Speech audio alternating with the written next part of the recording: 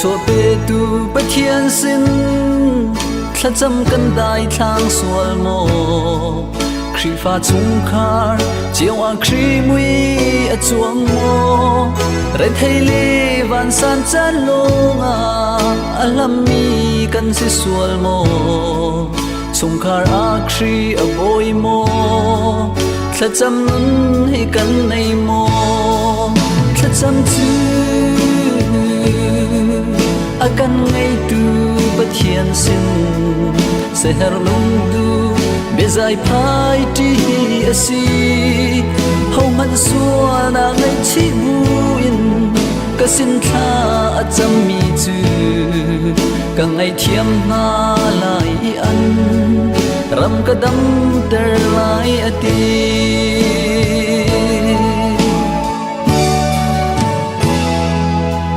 khri fa zum tu nu le pa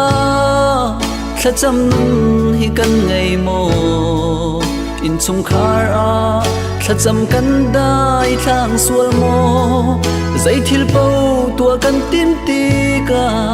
boi pa na tlak pi kan her zum tu na kan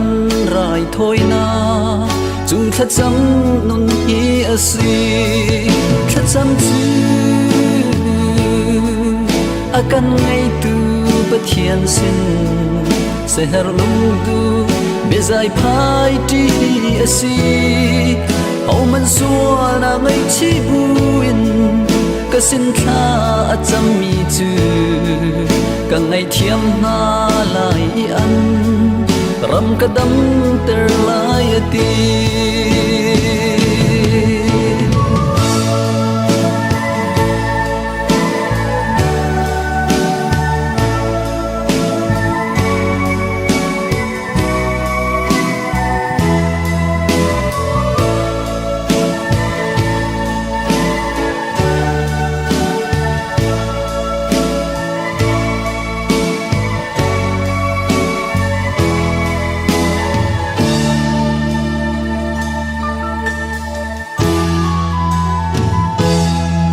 zum tu vial te thla cham nun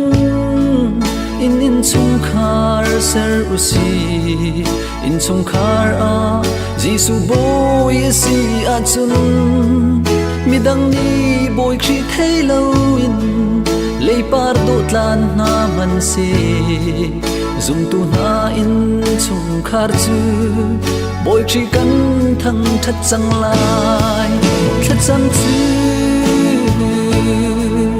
akan ngay tu pa thiên sin se her lung du bezai phai ti asi hau man suwa na ngay chi buin ka sin tha a cham mi chu ka ngay thiam na lai an ram ka dam ter lai ati thla cham chu akan ngay tu pa thiên sin se her lung du bezai phai ti asi hau man suwa na ngay chi buin ka sin tha a cham mi chu ka ngay thiam na lai an ram ka dam ter lai